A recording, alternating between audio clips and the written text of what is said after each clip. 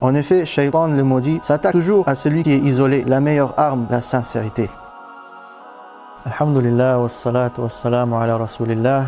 Assalamu alaikum, bienvenue à tous et à toutes. Ça y est, c'est officiel, le président l'a annoncé, les espaces publics, notamment les mosquées, ne pourront pas être réouvertes avant mi-juillet. Nous allons donc passer pour la première fois de notre vie un ramadan sans mosquée. Dans cette série de vidéos, nous allons aborder comment le musulman doit réagir face à cette épreuve et comment passer un ramadan de la meilleure façon possible malgré les difficultés. Avant d'aborder les questions relatives à tout ce qui est fiqh, nous allons aborder le sujet d'un point de vue spirituel.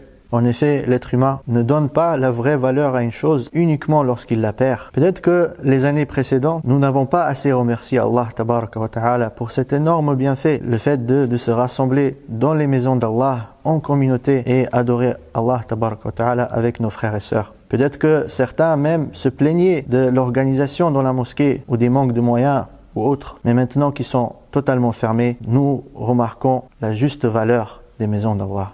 Malgré ce triste fait, dans tout ce que Allah tabaraka wa ta'ala a décrété, il y a un bien. Il se peut que par cette épreuve, Allah veut nous tester. Il veut voir qui sera sincère parmi nous et qui avait d'autres buts. Celui qui adorait Allah tabaraka wa ta'ala chaque ramadan dans les mosquées, il va continuer à l'adorer même si les mosquées sont fermées. Et celui-là, c'est celui qui va réussir l'épreuve. Par contre, celui qui venait dans les mosquées juste par coutume ou pour être bien vu par son entourage, celui-là était le perdant. Et si il ne revient pas vers Allah et si il ne devient pas sincère, il sera encore perdant. En effet, Shaitan, le maudit, s'attaque toujours à celui qui est isolé, qui est loin du groupe. Exactement comme un loup qui s'attaque aux brebis égarées. Alors, on doit s'armer contre les attaques de Shaitan. Et la meilleure arme pour cela est la sincérité. Il faut qu'on soit sincère avec Allah tabaraka wa ta'ala. Regardez comment Allah cite les paroles d'Iblis et appuie sur la sincérité. Lorsque Iblis il a dit قَالَ فَبِعِزَّتِكَ لَأُغْوِيَنَّهُمْ أَجْمَعِينَ إِلَّا عِبَادَكَ مِنْهُمُ الْمُخْلَصِينَ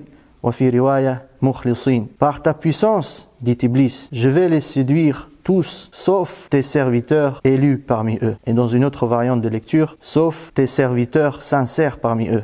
Qu'Allah tabaraka wa ta'ala nous fasse parmi ceux-là, parmi les serviteurs d'Allah, les élus, les sincères. Et nous demandons à Allah tabaraka wa ta'ala de nous sauver de cette pandémie et de retourner les mosquées dans leur état d'origine, afin qu'on puisse ensemble prier de nouveau dans ce mihrab et dans les mihrabs de tous les mosquées.